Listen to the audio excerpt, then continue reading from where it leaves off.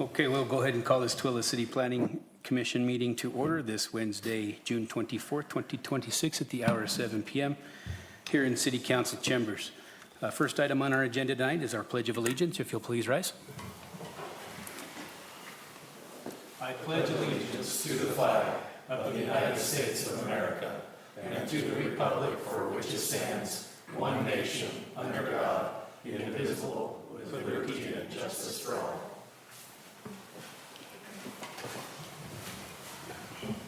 Just a quick announcement for everybody. There is a significant increase in fraudulent fishing requests using information from the public notices that are issued concerning the applications being heard during the Planning Commission meetings. Tooele City collects fees only at the time of application submittal. Tooele City will never ask for funds to be sent over wire transfer. Legitimate Tooele City emails always end with tooelecity.gov. If you receive a request requiring you to pay an additional fee for an application in an email that does not end in tooelecity.gov after your application has been submitted, this is fraud. If you receive such a request, please contact Tooele City Community Development Department immediately. Ms. Anglin and Mr. Agard will be happy to help you with that.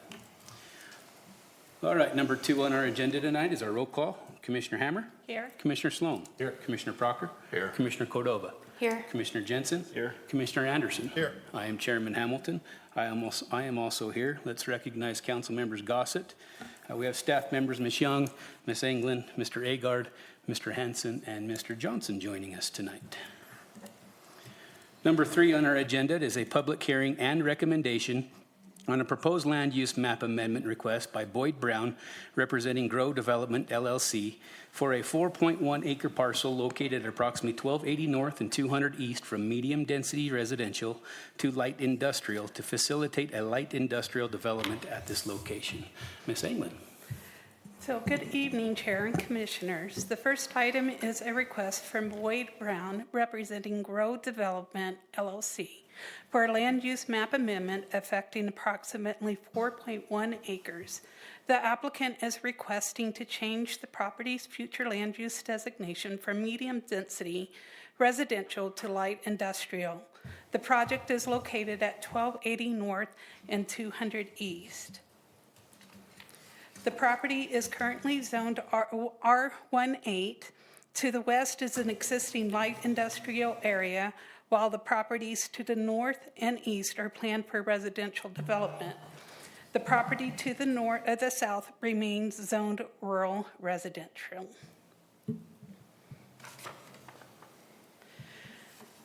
The property is located north of the existing fire station business park and represents the second phase of the development.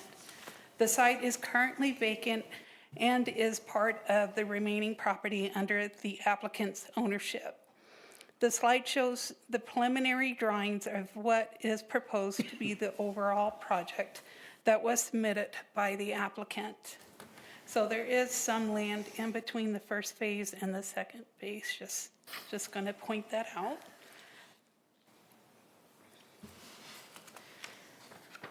So the property is currently designated medium density residential on the general plan, and the purpose of this request is to amend the general plan for the property to be designated as light industrial.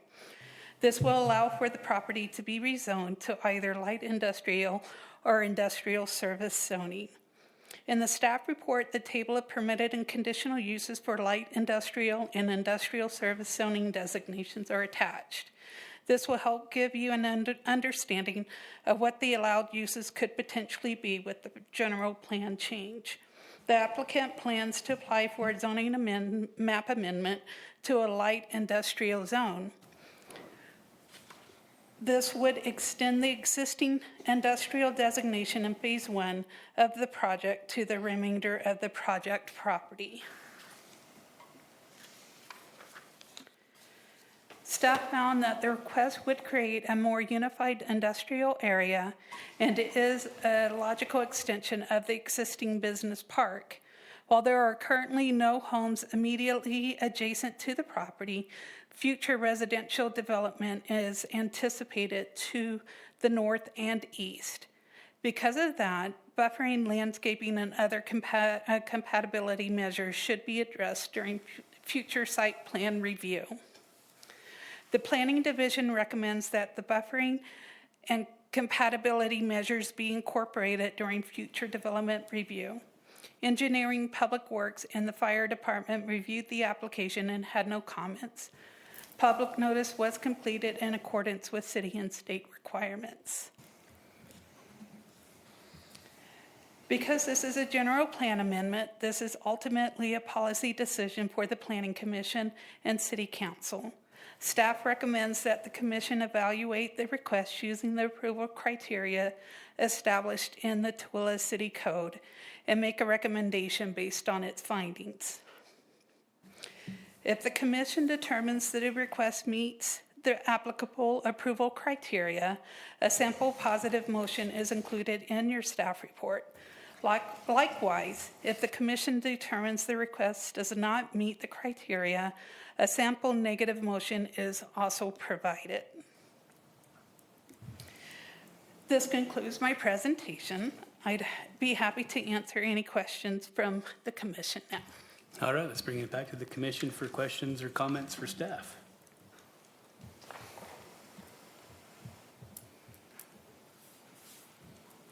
Yes, Commissioner Sloan. Couple questions. We did receive at least one negative feedback on this. As I look at the ownership of the properties and surrounding properties and the two parcels between this property and the rest of the grow developments, have we heard from the owners of those properties, or is that Mr. Gressman as well? I'm sorry, do you know anything about this negative comment? Yes, we received one comment in the form of an email from the owner of the storage unit facility located to the west of the subject property, expressing concerns about how the land use amendment to light industrial would affect property values of homes in the area. As Anna indicated, there are no homes in the area currently. That was the gist of the comment. So we've received nothing from the property owners directly south of the subject property? We have not received any comments from them unless, have you seen anything come from them? I have Anna? not. Okay, thank you. But they were included in that noticing radius. Thank you. Is this property landlocked right now? I mean, is there access to it? I'm sorry, I didn't hear the question. Is the property landlocked right now? It doesn't look like there's a public road to it. It is currently landlocked, but they are planning on extending roads. Once Western Acres starts developing their portion down there of the property, they are planning on doing some connectivity between the two developments. Okay. So there is some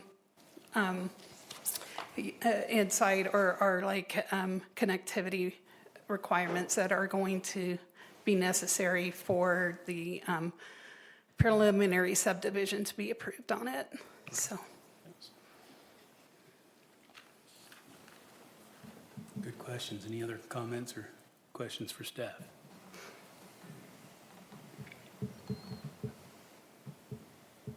Okay, sounds like we don't have any right now. This item does require a public hearing. I will go ahead and open the public hearing right now. If you'd like to speak to this item, please approach the podium. If you wouldn't mind stating your name for the record and writing your name for the record as well.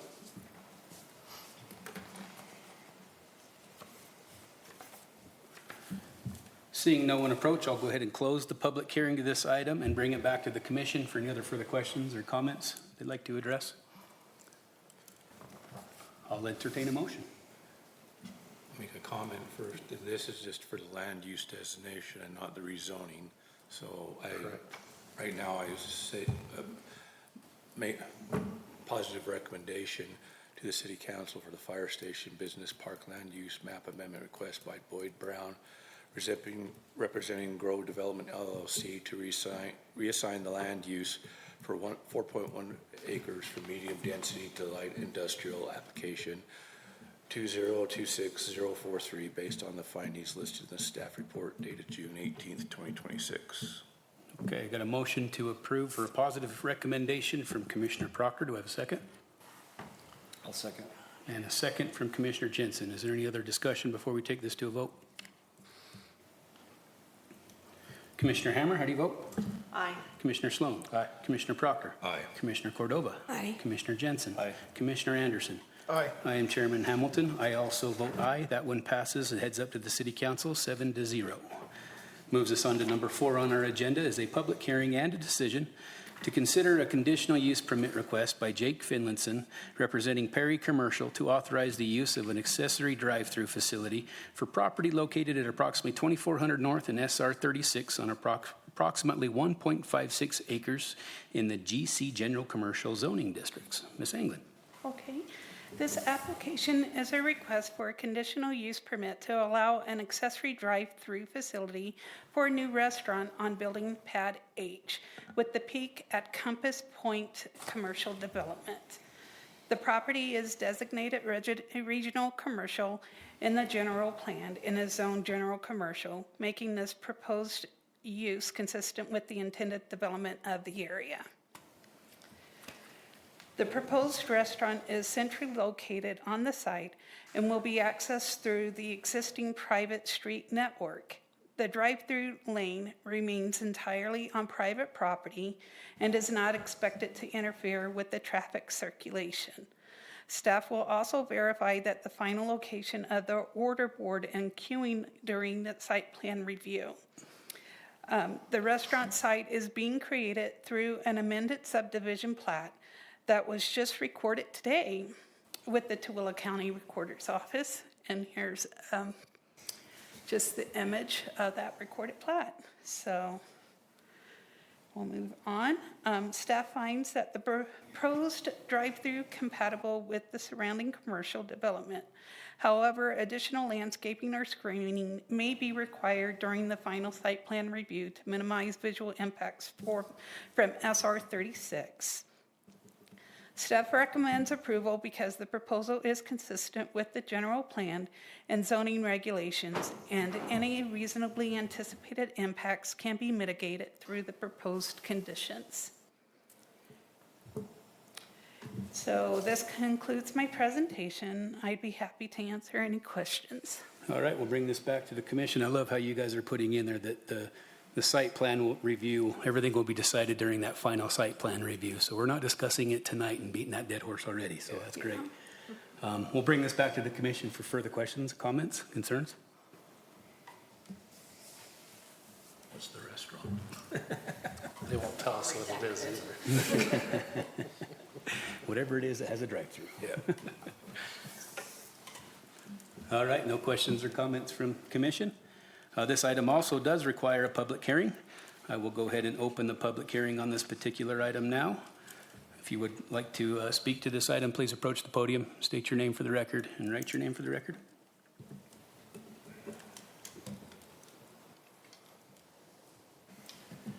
Seeing no one approach, I'll go ahead and close the public hearing and bring it back to the commission for further questions or comments. This is a decision on us tonight, so I'll entertain a motion.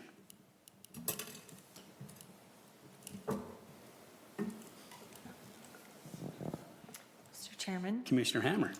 I move we approve the conditional use permit request by Jake Finlinson, representing Perry Commercial, to authorize an accessory drive-through facility for Building Pad H, Lot 15 of the Peak at Compass Point Commercial Subdivision, application number 2026041, based on the findings and subject to the conditions listed in the staff report dated June 18th, 2026. I have a motion to approve from Commissioner Hammer. Do I have a second? I'll second. And a second from Commissioner Cordova. Any discussion before we take this to a vote? Commissioner Hammer, how do you vote? Aye. Commissioner Sloan? Aye. Commissioner Proctor? Aye. Commissioner Cordova? Aye. Commissioner Jensen? Aye. Commissioner Anderson? Aye. I am Chairman Hamilton. I also vote aye. That one passes 7-0. Moves us on to number 5 on our agenda tonight is a public hearing and a recommendation on a proposed text amendment to Tooele City Code 7-16A-3, residential special districts eligibility and size regarding the minimum land requirements necessary to qualify for a commercial special district. Mr. Agard. Thank you, Chairman. It's nice to be here in front of you guys once again, although I don't mind having Anna up here most of the time. So So as you mentioned, this is an ordinance amendment involving commercial special districts. This is an application that was submitted by Perry Homes. This is not a staff-initiated application. However, I would like to do a presentation on the request, the current conditions of the ordinance, and staff's feedback for the Planning Commission's consideration. And I believe the applicant is here, and if the Planning Commission is willing, and if the applicant desires, he might have some slides he'd like to present as well. So first of all, you've probably heard the term CSD before. What is a CSD? A CSD is establishment of a new zoning district where its own parameters for development are set in that zoning district. New CSDs shall typically include new development standards such as building setbacks, fencing, building architecture, parking, site lighting, public and private amenities, and so forth. Usually, we consider a CSD to be a step up from the existing or current zoning code where additional standards are required, but it also provides the applicant with the flexibility to write their own zoning code and to flex their skills in new development design. So in order to qualify currently for a CSD, you have to meet 3 minimum criteria. And those criteria are currently defined in the ordinance. Number 1, the property must be identified on the land use map of the general plan and assigned a commercial land use designation. It does not have to be assigned a commercial zoning designation. It has to be a commercial land use designation. The minimum parcel size shall be 50 acres, and all area included in the CSD shall be contiguous and developable ground. So it has to be adjacent to each other and attached in order to qualify today for a CSD. The CSD also prohibits development on property that has slope issues, sensitive environmental conditions, conservation easements, public lands, or property that has been previously approved for development. So the applicant has submitted this amendment proposal. It's fairly simple. It's in paragraph 2 of Tooele City Code 7-16A-3. The edits that you see in red are staff's edits. For some reason, maybe a holdover from when we did the CSD, we never changed the commercial. We never changed it from residential to commercial. That needs to be done because this is the commercial CSD. And then just some grammar there. The applicant is proposing the following language, and it's underlined in blue in the second paragraph. It says, in the event the proposed size of the CSD is over 125 acres, the CSD does not need to be contiguous. Why is the applicant requesting this? Well, I'll show you this, and then I'm sure Jake would like to say some things as well. This is an aerial photograph showing the commercial, or highlighting in red, the areas that the applicant would like to do a commercial special district. There is approximately 60 acres at 3100 North, SR 36. There's approximately 50 acres located north of Overlake Golf Course and east of the city's wastewater treatment facility. And there's about 36 acres located north of 1000 North and west of 600 West. Now, the northern 2 properties would qualify for a CSD by size alone, regardless of whether they're contiguous or not. But the southern property is only 36 acres. And so as it currently stands, it would not qualify for a CSD because it does not have 50 acres.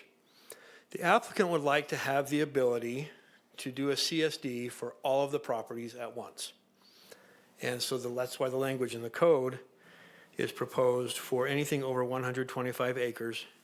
You don't have to have contiguous property. And that way they can establish CSD standards for all of the properties at once instead of doing 2 or 3 separate CSD applications. Okay. Thoughts from staff on the proposal? CSDs are only permissible in commercially designated properties. So we're not going to see a lot of these requests. There's not a lot of commercial property left in Tooele City of the size that is being considered with this ordinance amendment. So it's not something we're going to see a lot of. And industrial zone or industrial properties do not qualify for CSDs. So we have a lot of industrial property west of the railroad. They do not qualify for CSDs. CSDs can only be done for commercially designated properties. I have racked my brain trying to find a detrimental impact in regards to this request, and I can't think of any. Whether you do the CSD as one or the CSD as three separate developments, you're still going to have a new set of zoning standards governing the property, and those zoning standards still have to be approved by the Planning Commission and the City Council. And then, so in my opinion, the requested amendment is sound. If you have any questions, I'd be happy to try and answer those for you. And if you'd like to hear from the applicant, do you want to get up and say anything, Jake? Further clarification on the plans. He wants to wait for us to sandbag him and then come up and do it. So if you want to hear from him, he's here. And I believe we have some slides here that he could present as well. But any questions for me? Yeah, any questions for staff? Commissioner Sloan? I understand why Perry would want to do 1 instead of 3, but is there a reason why it wouldn't be simpler just to change the minimum from 50 to 30 and not screw around with it? Especially where we got so few commercial pieces left in Tooele. Wouldn't 30 make it a little simpler for some of those to do something along these lines? That is an option you could consider. I remember when Jim and I were working on this ordinance a number of years ago, the reason we settled on 50 acres is we didn't want to have a lot of small CSDs scattered throughout the city. So that's why we settled on that. I'm not entirely sure why it was 50. I don't recall that. That was more Jim's decision, but that was the gist of why we did that. In Perry's case, they don't want to do 3 separate CSD applications. So yeah, we can accomplish that with just doing the size change, but in this case, having them contiguous saves some time and fees and so forth. Follow up? Fundamentally, I don't have a problem with it, but I'm all for non-contiguous, but we're all over the west side of town here. This isn't even close to being contiguous. So to call it a district causes, not concern, but well, maybe concern is the right word. And that's, I'm not trying to muck up the works for anybody here, but it seems like having 2 parts of the same district 3 miles apart kind of defeats the purpose of a district. There is some separation there. You are correct.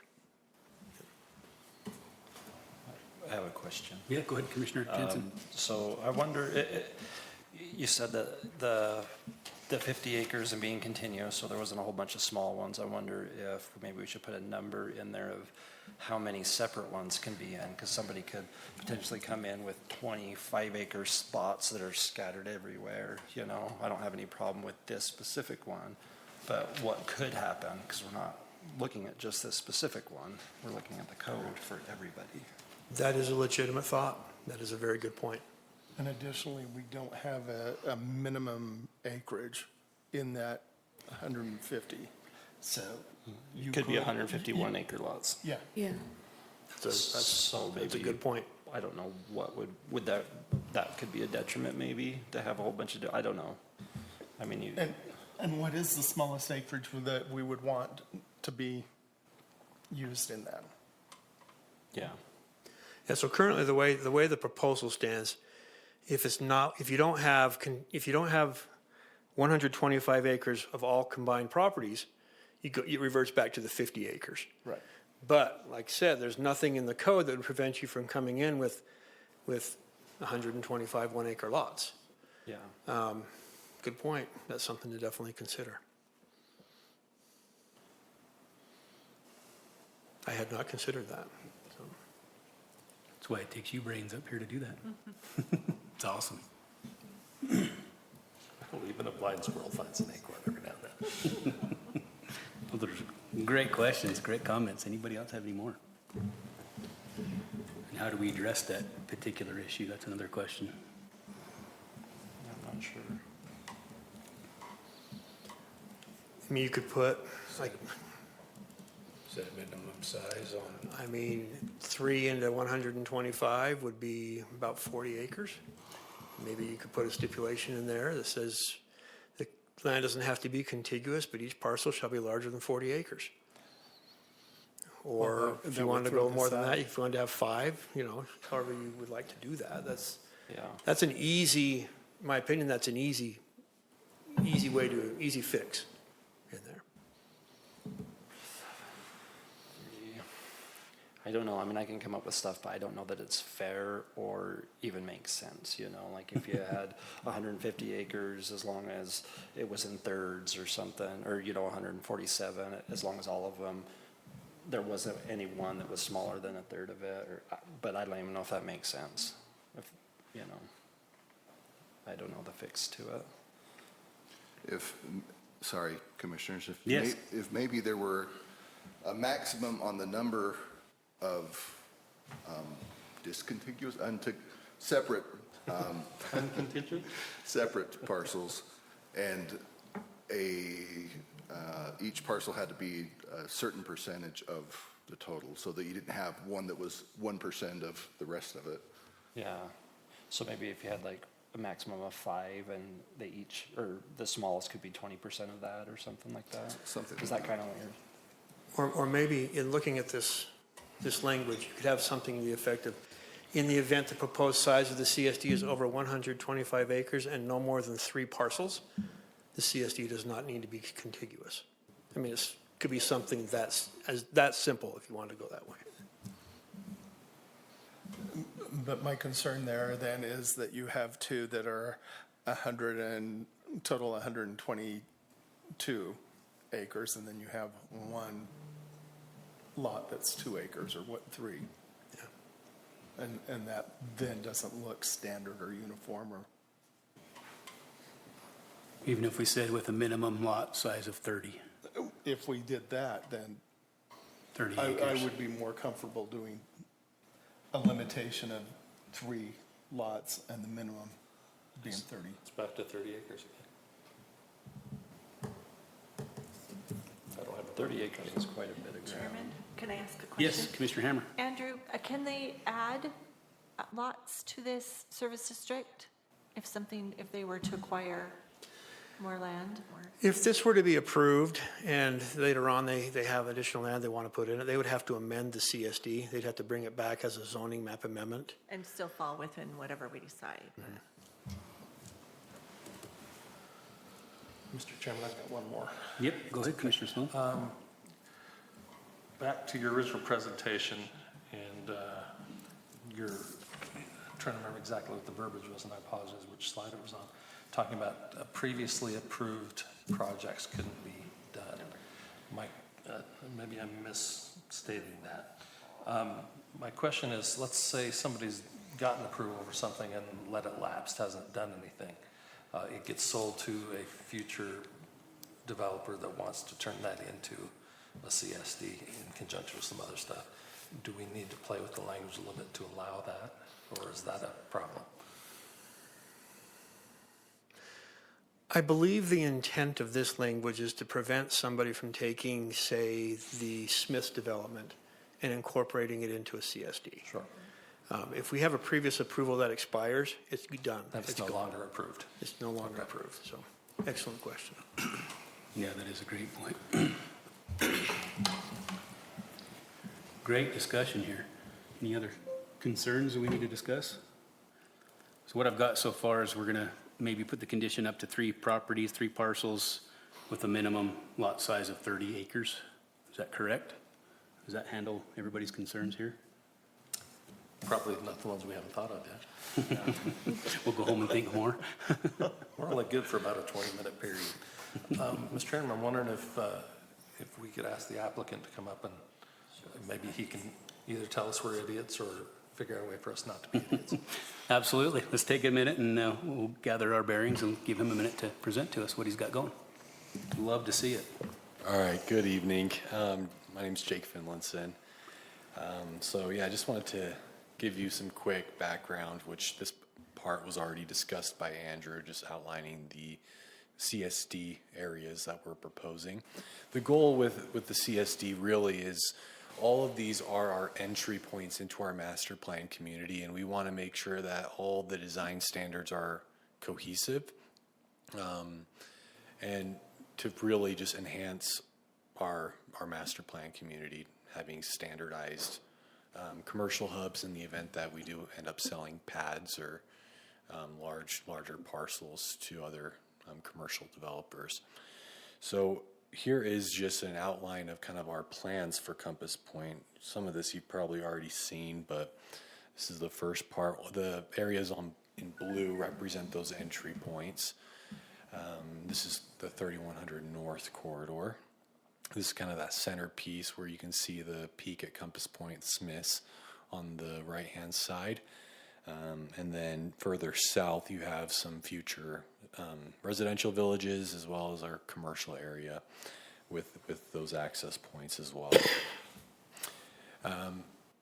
Yeah, so really just creating our standardized branding and design standards is the intent here. And our intent with that non-contiguous language was really just to avoid the situation where we now have 3 CSDs that we have to, manage, and as well as just through the application process, it simplifies it quite a bit. As far as the proposed, I guess, if you were to conditionally approve this text amendment with the qualifier of the 3 parcels and 30 acres, that's totally fine. So we're good with that. These are just some examples of some of the design standards that we are planning on implementing within the CSD. And with all of these, it's not like we're talking about the exact, this exact look, but we're more just, this is kind of the direction we want to go with walkable paths, some areas for benches along our main corridor, nice landscaping standards. As far as our retail spaces, we want to make sure that we have shade canopies emphasizing entry points, as well as just to help pedestrian activity. Elevated landscaping and planting requirements along walking trails, as well as elevated landscaping adjacent to monument signage. Within the CSD, we also do have an updated, you will see in a few weeks, an updated, monument sign standard for the CSD, which allows for kind of a larger monument sign similar to what you see on that top image. And then in the industrial areas, which is, if I go back, I'm going way too far back. Forward. I'm going forward. If we can add the political science to your deal, that would be That just jumped sorry about that. So the area to the north of the golf course and this area on 1000 North, we have in the CSD language, which we're kind of convoluting both of these things, but I just want to give you the background. The standards identified and permitted uses just specific to those areas for just the typical commercial uses and standards, as well as some kind of lighter industrial use, kind of something similar to this image here that you'd see. And the intent is on 1000 North and north of the golf course. Those will be kind of more heavily trafficked and kind of tucked away areas. So, and those items will all be in future commission meetings for your approval or not. So, but that's kind of the background of what we're hoping to accomplish with the CSD, and jumped again. Sorry about that. But yeah, any questions for me? Yeah, let's bring this back to the commission. We've got questions for the applicant. I don't have a question, maybe a comment. I think that it looks good, and I like it, what you guys are planning on doing. But I think for us, or for me at least, it's just more the language for what somebody else might try to do. Yeah. So. Yep, excellent. Thank you. Appreciate that. Thank you. All right, let's bring this back to the commission for any other further questions, comments, concerns for staff. We didn't think any more. All right, bringing this back to the point where I think we come up with a fix to what we found an issue with was up to 3 properties and a minimum of 30 acres to add to that text there. Anything else we need to add? Any other conditions we need to Recommend. All right, I'll entertain a motion. Mr. Chair, I'll make a motion. Yes, Commissioner Jensen. And we move forward a positive recommendation to the City Council for the proposed ordinance amendments to Tooele City Code 7-16A-3 residential special, sorry, should I say residential or should, commercial special districts eligibility size regarding minimum land requirements to qualify for a commercial special district based on the following findings, which are no more than 3 and no less than 30 acres. And then, but if it's not 3, I think we're going to stay at 50. So everybody. Keep it at the normal 50 that it's already got on there. Yep. And also changing the residential to commercial. Thank you. All right, I got a positive recommendation with a few extra conditions we'd like to add as a recommendation from Commissioner Jensen. Do I have a second? I'll second that. And a second from Commissioner Cordova. Any discussion before we take this to a vote? Commissioner Hammer, how do you vote? Aye. Commissioner Sloan? Aye. Commissioner Proctor? Aye. Commissioner Cordova? Aye. Commissioner Jensen? Aye. Commissioner Anderson? Aye. I am Chairman Hamilton. I also vote aye. That heads up to the City Council with a positive recommendation with extra conditions.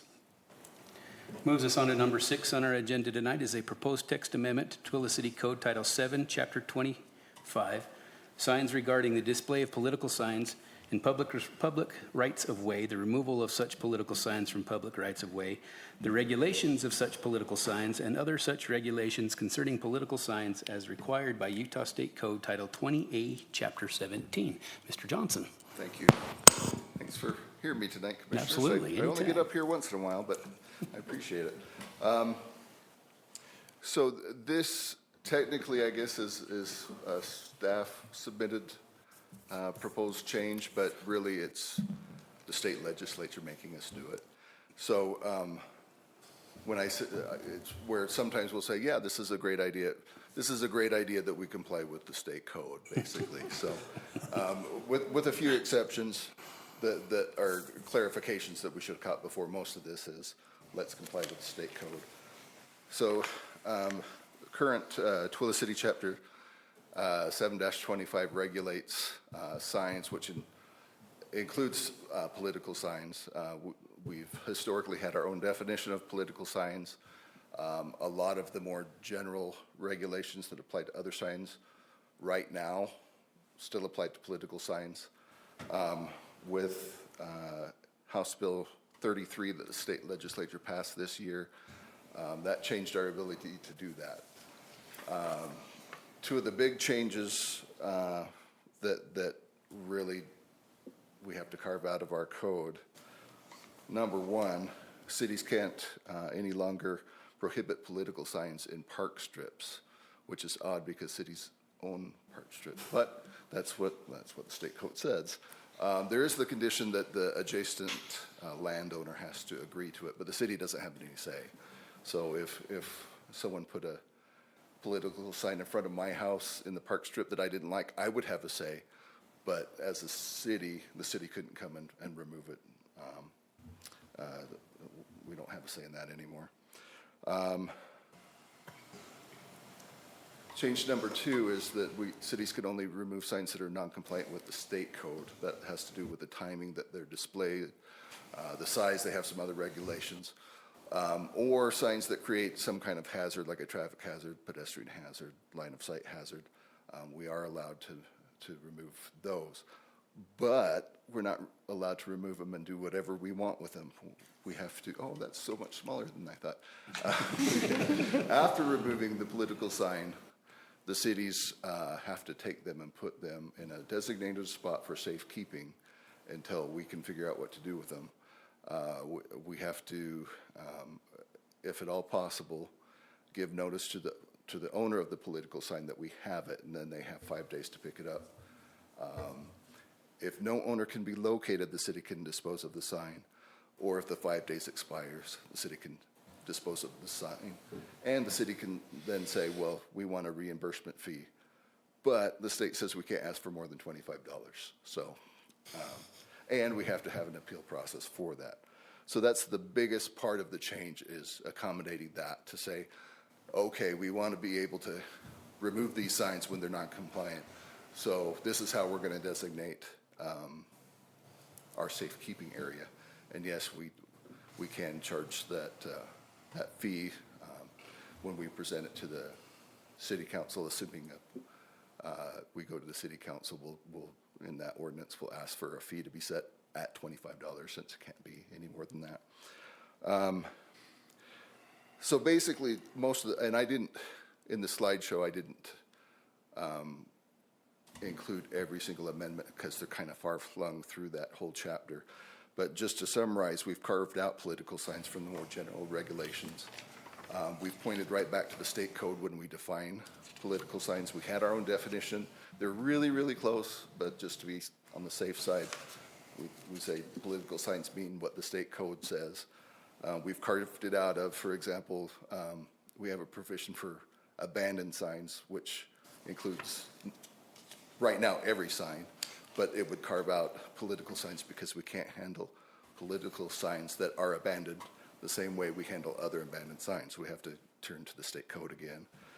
As much as possible, we just point to the state code just to be consistent, to make sure we don't use an and instead of an or, and if there's any future changes, so we don't have to keep up on it. We have to keep up on the numbering, but that's it. I'm talking faster than my slides, I'm sorry. Oh, no, I'm not. I just went backwards. There are also a few cleanup provisions in that, as we were going through, it referred to the Board of Adjustment that we don't have anymore. We do variances different. So that's crossed out. I think there was one other just typo that we fixed.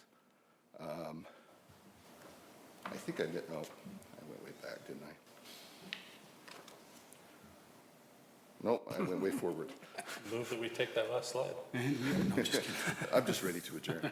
No, no, sorry, I missed the slide, but I wanted to point out that we are asking, and I apologize that the commission got it late, but we're proposing, as part of the cleanup, a little more clarification in the appeals area. Right now, there are two types of appeals. One for the standard, you get a civil citation because your sign violates it, and one appeal that is for you apply for a permit and it's denied, or any other decision in the provision. And right now there's two different fees that the city council have passed for those two different types of appeals. The language in the current code wasn't really clear on that, and especially where now we have a third appeal, because it's the appeal of the reimbursement, I forget what we call it, the reimbursement fee. Yeah. They have to have a right to say, well, you didn't really have to charge me this $25. So that'll be the third way to the third type of appeal under this chapter. So those are in the red lines in your materials. I jumped past the slide that says questions, but any questions? Let's bring this back to the commission for questions, comments, I have a concerns. question, Yeah, but Commissioner Hammer. It's not for our attorney. It's why are the politicians regulating political signs? It seems like that's not right. I don't have an answer, so I'm glad it's not for I me. really didn't have an answer. Like, they get their own special rules. Sorry, off topic. Can we, I'm only saying this a little tongue in cheek, can we assign the gathering place after their pickup to just be the dumpster out back? And cut out all the middleman? I like it. It's where they're gonna end up, so. Well, the way it's written, it's up to our director, so he could pick that.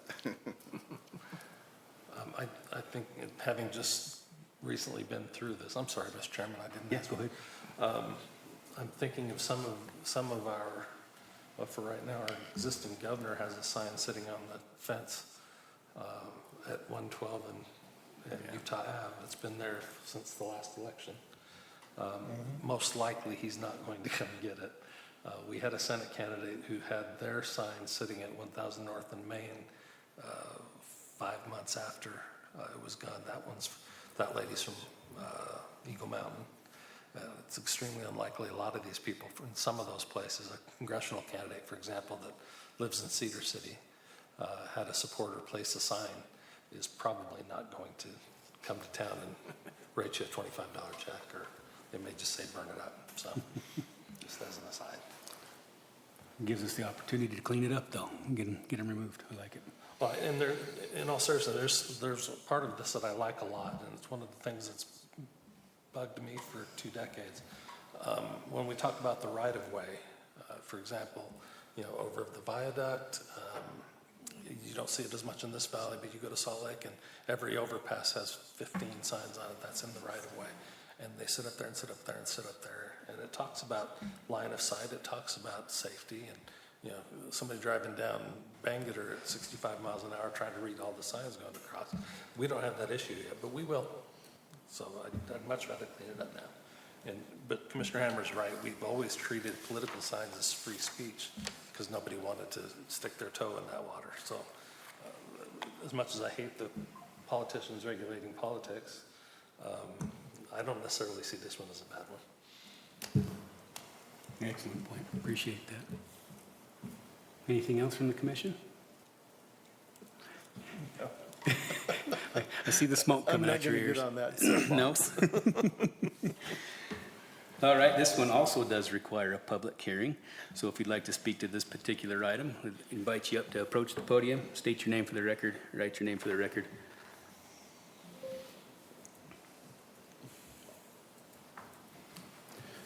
Seeing no one approach, I'll go ahead and close the public hearing and bring this back to the commission for further action. Chair, I'll make a motion. Commissioner Proctor. I move we forward a positive recommendation to the City Council for the proposed ordinance amendments to Tooele City Code Title 7, Chapter 25, signs regarding the removal, safeguard, and disposal of political signs based on Attorney Johnson's input. Presentation. All right, I've got a positive recommendation from Commissioner Proctor. Do I have a second? I'll second. And a second from Commissioner Hammer. Any discussion before we take this to a vote? Commissioner Hammer, how do you vote? Aye. Commissioner Sloan? Aye. Commissioner Proctor? Aye. Commissioner Cordova? Aye. Commissioner Jensen? Aye. Commissioner Anderson? Aye. I am Chairman Hamilton. I also vote aye. That one passes 7-0 with a positive recommendation heading up to the City Council. Up to the politicians. Brings us to number 7 on our agenda tonight. It's a decision on a preliminary subdivision plan review request by Larry Jacobson, representing Sandrock Development for the Millennial Park Phase 2 Townhomes subdivision, a proposed 24-unit townhome development on approximately 1.5 acres located at northeast corner of 400 North and 300 West in the MR16 multifamily residential zoning district. Ms. Englund. Yes. This request for approval of a preliminary subdivision plan for 24 townhome lots and associated common areas. The subdivision was previously approved but expired due to time limits. The applicant is requesting approval with the same general design. The project is consistent with both zoning and the general plan and fits within the surrounding development pattern. Properties to the north and west are also zoned MR16 and are utilized as mobile home park, and the Phase 1 of Millennial Park is located to the west. The preliminary subdivision plan establishes townhouse lots served by private streets and includes HOA-maintained open space areas.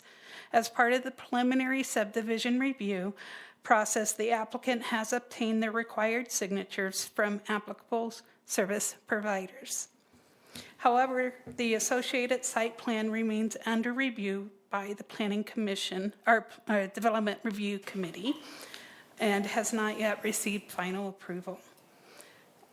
All reviewing departments, all reviewing departments recommend approval of the preliminary subdivision plan, and staff supports approval subject to the standards conditions. This concludes my presentation. I'd be happy to answer your questions. Okay, let's bring this back to the commission for questions or comments for staff. Remember approving phase one a while back.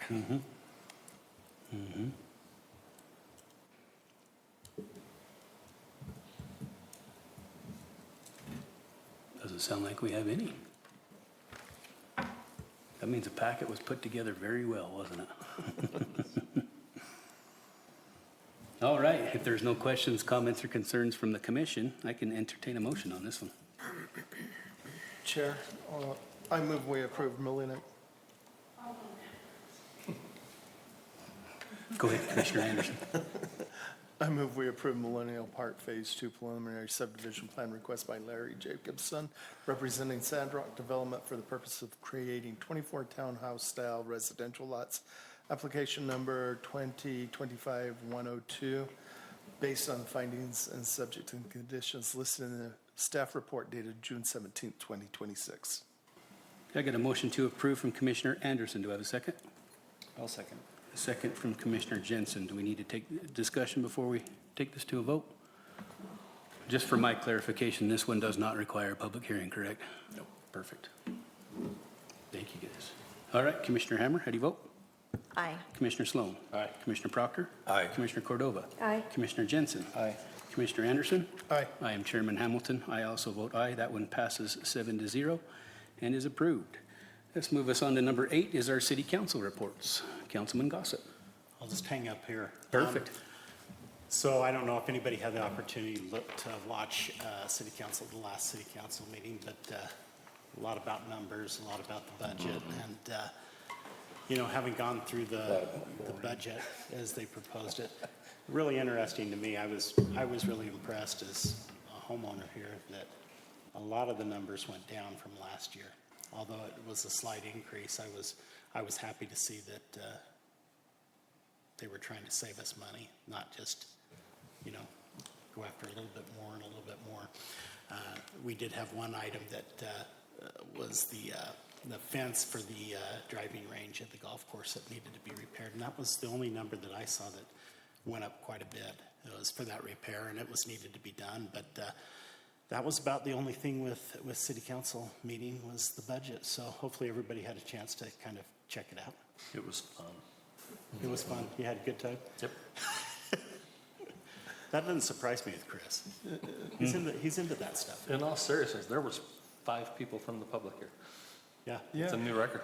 And I'll tell you, it was, I watched Shannon Wimmer kind of get a little teary-eyed as she was, you know, thanking him for going through it. You know, she says, at least now I know that one person in the city actually reviewed the budget. So it was pretty cool. It was a fun experience. That's all I got. Perfect. Any questions for council? Right on. Thank you. Appreciate your work. Moves us on number 9 on our agenda is a review and decision on our June 10th, 2026 Planning Commission meeting minutes. Are any corrections or additions to those minutes that we need to correct?